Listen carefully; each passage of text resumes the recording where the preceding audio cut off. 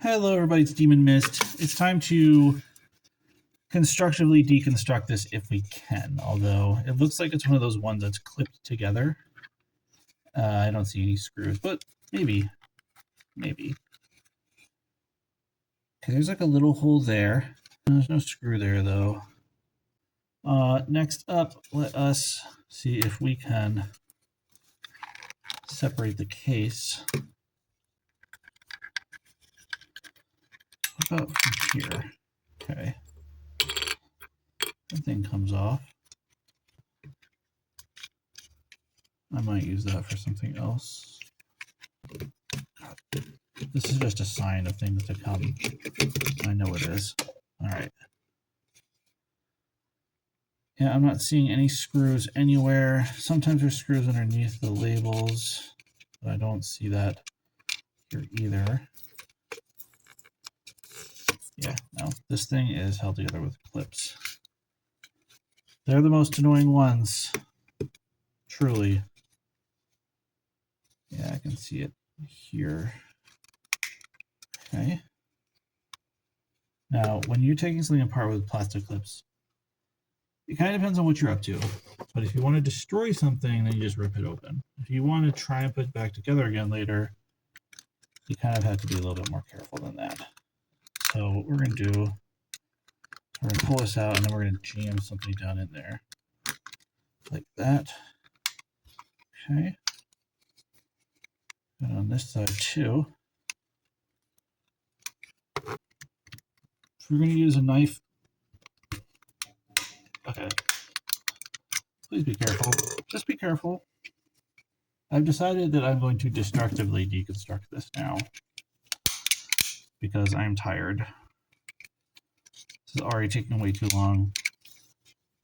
What this doesn't show is the 700 other devices in my life that I've taken apart that are put together exactly like this one. And I'm taking a stand.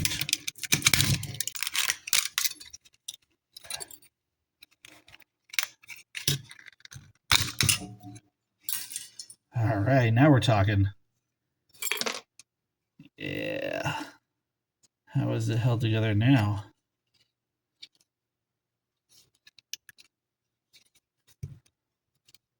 Okay, it is screwed on. There's screws that are coming down these pilings, which means I have to pry the top off to get to those screws. So then we have to figure out how the top is screwed on. Huh. Looks like the top is screwed on. Maybe there's behind this glass, which is probably, frankly, probably not glass.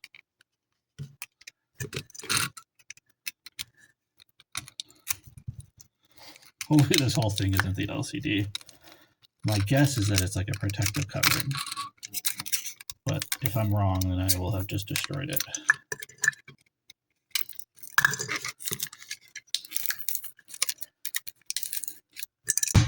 Tremendous force. All right. Now we can see those screws. And we can see it is indeed an LCD screen. Awesome. There she goes, man. Years of typing and using a computer. Save your wrists, man. Here we go. Yeah. Okay, let's unplug the battery so that we're not putting power to this thing. Okay. So first, let's take a look at the battery real quick. 2000 milliamp hour, 7.4 watt, 3.7 volt LiPo battery. You can usually tell if it's a LiPo just from the voltage. I don't know how universal that is, but so far every time that I've done this, and it's a 3.7 volt, it's always LiPo. And if you're ever not sure, this is the number for the battery. You search for that, and it'll bring you to exact details on it. XY is probably the company that made it. So that's cool. We've got battery terminal input here.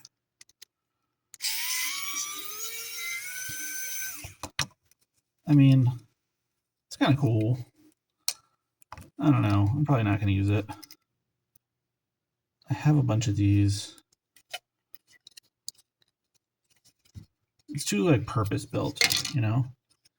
I do like these tactile buttons. I have a whole box of them, so I don't need to worry about taking them off. What else we got? Okay, we got a piezo element. That's cool. They're also really cheap, but it's just fun to find one in the wild. Capacitor, probably an inverter or a transformer. I still can't tell them apart. Here's the sensor right here. I'm almost certain. Doesn't look like the best one in the world, but... And possibly there's another sensor in here.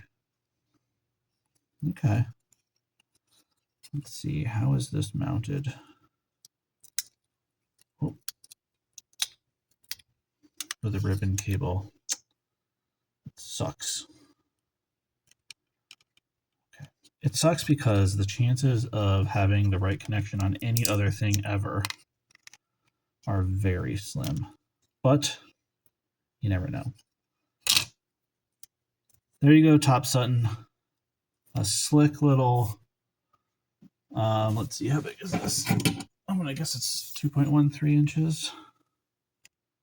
No, maybe 1.78. Just drop it all over everything. So we're looking at 32 millimeters by about 40. That's nice. For, I think I paid $8 for this thing. So for $8, I got 2,000 milliamp hour battery, a nifty little screen that I might be able to use, a piezo element, and then I would consider the rest of this to be junk. Thank you.